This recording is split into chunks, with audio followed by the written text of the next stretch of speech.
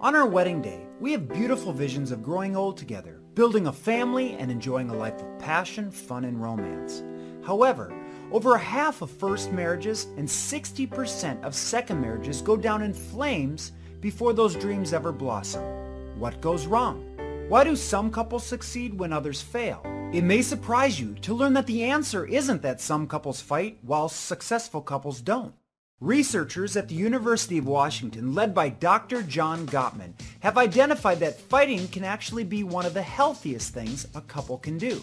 In fact, they concluded that analyzing how a couple fights is one of the more effective ways marriage researchers can diagnose the health of a couple and even predict whether the couple will stay married. Inside this video and the next two videos, we're going to expose recent developments in marriage research that reveal the 3 deadliest mistakes that can rip your marriage apart. Today's video will be one of the more important videos because we'll help you understand the 2 deadliest toxins that creep into relationships that can make you and your partner's enemies. These 2 toxins may have snuck in without you even knowing it. Researchers even say the second toxin is one of the most powerful predictors of divorce. Now, like most couples, you and your spouse really want 2 things from your marriage: love and respect. You may have even started there, but the undercurrents of life, bad habits modeled from our family when we're growing up, and a painful history of unresolved issues leave us with a badly bruised relationship. Now when you wake up, instead of sleeping next to your lover, your intimate partner feels more like a terrorist. Over time, despite our best intentions, our relationships deteriorate and our interactions become highly toxic arguments. Instead of complimenting each other and showing admiration, we're shooting poison arrows straight into each other's heart. Within the last few years, marriage researchers have identified attitudes and actions that strongly predict whether or not a couple will survive. And one of those predictors is how we communicate. When we think about communication, our primary attention zeroes in on what we say. However, therapists move the measuring stick even further to expose that it's our attitudes towards our spouse during conversations that can cause the corrosion.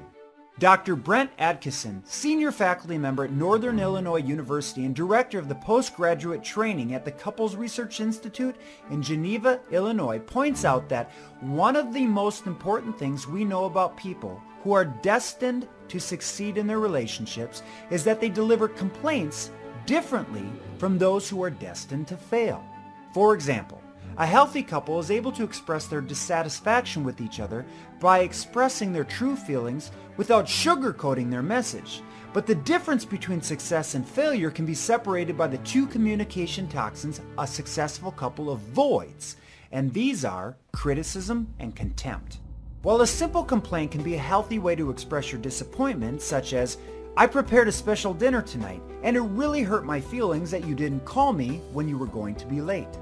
A criticism, on the other hand, takes a more frontal assault and makes a personal attack, oftentimes being non-specific and general, such as, "Why are you always so insensitive? You never call when you're going to be late. All you ever do is think about yourself."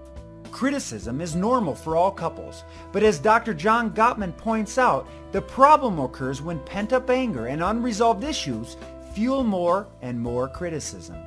An argument may start, but each time you get close to a solution, one lights a match and blows up the bridge.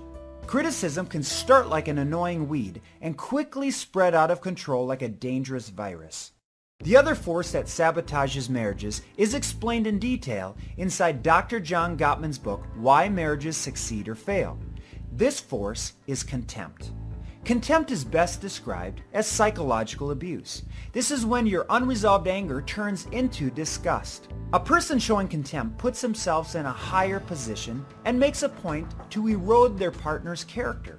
This includes pointing out their faults, name-calling, disrespecting your spouse in public, subtle put-downs, making jokes, and body language. Of all the factors outlined by Dr. Gottman through his detailed study of hundreds of couples, contempt has been shown to be the most powerful predictor of divorce. Now, in a few weeks, we'll be holding a special webinar outlining exactly what you can do to not only reverse the effects of criticism and contempt between you and your spouse, but also eliminate it, rebuild the trust, respect, and love in your marriage and make it stronger and more fulfilling than ever. It's a process called charge neutral. Now, during this special 30-minute webinar, you'll have the opportunity to learn what cutting-edge therapists are doing on the front lines to help couples sidestep the landmines that cause highly toxic arguments. If you and your spouse spend more time tearing each other down than complimenting each other, you shouldn't miss this special webinar. Now, space is limited, so please reserve your spot right now in the form to the right of this video. After you sign up, we'll email you complete details. In our next video, we'll reveal the second deadliest mistake that rips marriages apart. In this upcoming video, we'll reveal why social scientists say it's possible to change your spouse, and we'll show you what the research has shown that you can do right now. You won't want to miss this series. If your spouse is cold, unwilling, and disrespectful, you won't want to miss our second video. Stay tuned.